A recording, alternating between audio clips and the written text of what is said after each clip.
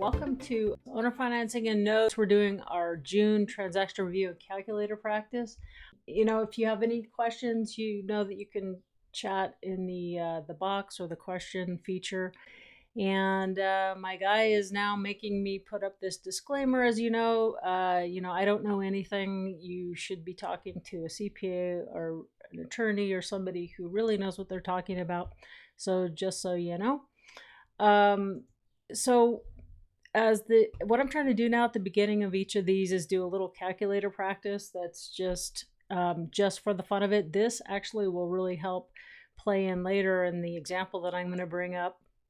So let me pull up the calculator, and here we go. So one of the things that's really confusing for people is how you calculate a partial. So this is actually one that I'm doing right now this week. A gal sold a property for $240,000. She took $12,000 down. It's a little bit light, right? It's only 5% down.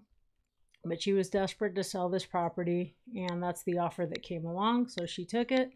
She also, so that left her note balance of $228,000.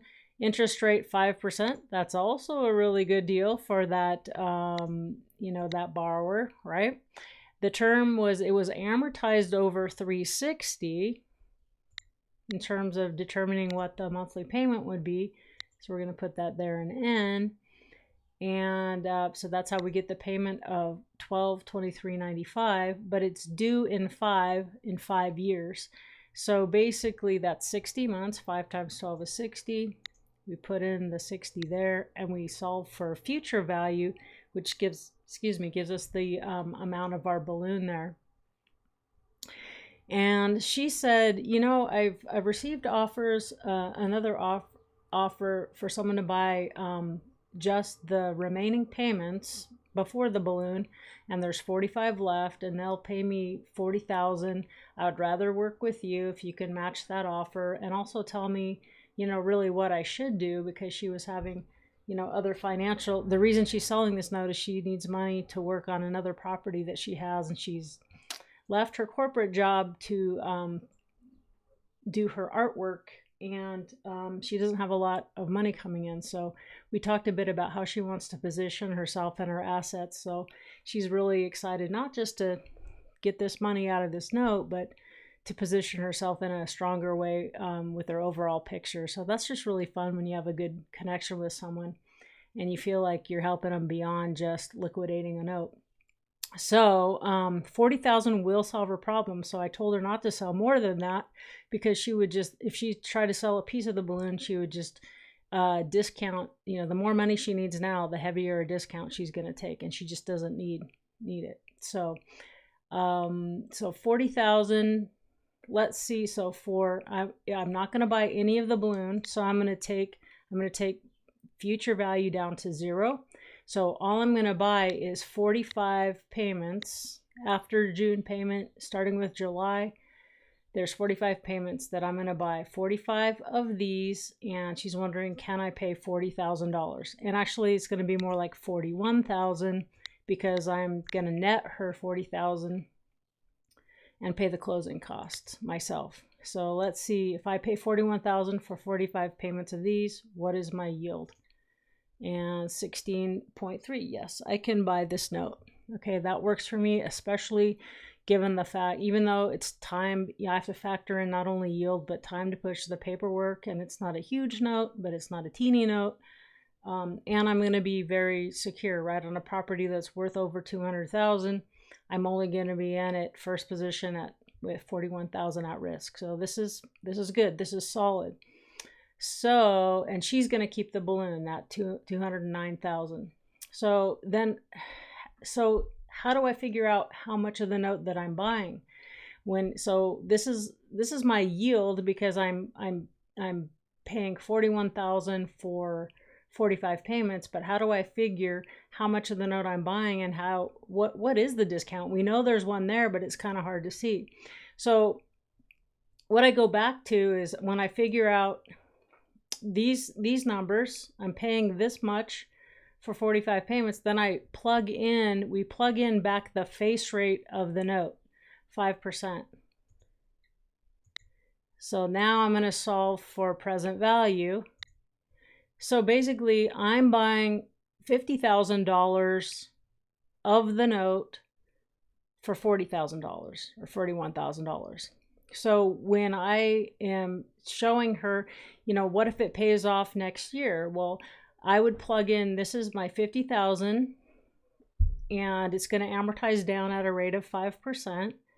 And at any point in time, I'm only going to be owed this $50,000, or it's going to go down, right? It's going to amortize down. We can see by clicking this how it will amortize. You can see that after 1 year, I will only be owed $37,000. So if a year from now, the whole note pays off, he sells the property or refinances, I'll only be entitled to whatever this number is right here. So now in this particular case, now this is the reason I like doing repeat business, and I don't do a ton of paper. I'm not a high volume, but I choose the people that I'm working with based on their integrity, if we like each other, if we trust each other, and if I think they're if they're straight shooters, we can have a really nice relationship. And so it's relationship driven for me, not high volume. It's more like quality and ease of doing business.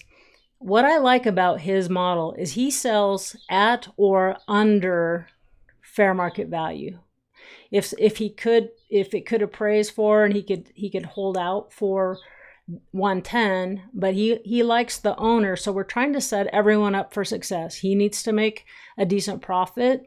I need to feel safe, and my investors that invest with me need to feel safe. And the homeowner, we're trying to set them up to have instant equity when they first move in. So in this part of the country, he can offer this. Their monthly payment is $853.84. Renting the house would be $950. So we can see that with principal, interest, taxes, and insurance, they're pretty much the same as renting. So not only did they have $10,000 of equity when they moved in, they also can't rent a property for cheaper. So there's a lot of reasons why people would have a really hard time, let alone the $5,000 they put down. But here's other reasons that really set them up to want to perform on this note and keep everyone's life simple. Now, I have a maximum investment to value, sort of like a hard money lender has a loan to value maximum. I just ballpark mine at 65% generally. So 65% of $99,900 is just shy of $65,000, obviously. And so that there's no way, regardless of yield, that I will pay more than this. So let's just see, which is 68% of the UPB, the unpaid principal balance, which is our $94,900, right? And so let's just see what my yield would be if I just pay the most I can pay based on my ITV maximums. Let's just see what my yield turns out to be. Okay, just shy of 15%. Not bad, right? The investor gets the $5,000 from the down payment. If I just bought out the whole note and he walked away, he gets the $65,000. So he gets $70,000, let's just say, and he's all in at 50. So he profits just under $20,000, and less than this really, because there's closing costs, right? So for all that work, he just walks away for $15,000. I mean, not shabby, but that's a lot of work and a lot of risk. It would be nice if there was another way for him to make more money and for me to feel safer and even better about it. So here's the deal. There's a lot of risk with green paper, and green means anything that doesn't have at least 12 months of seasoning. 1 year of seasoning, then you can consider that's different. A potential yield of almost 15% can easily turn into a headache. And how do I know? Because I've been managing a portfolio for a few years now. You could even lose money. Okay, there's situations I won't go into right now, but it's really not fun. Plus, who wants to get on a plane and go halfway across the country or all the way across the country to deal with this issue? 15's okay as long as the deal is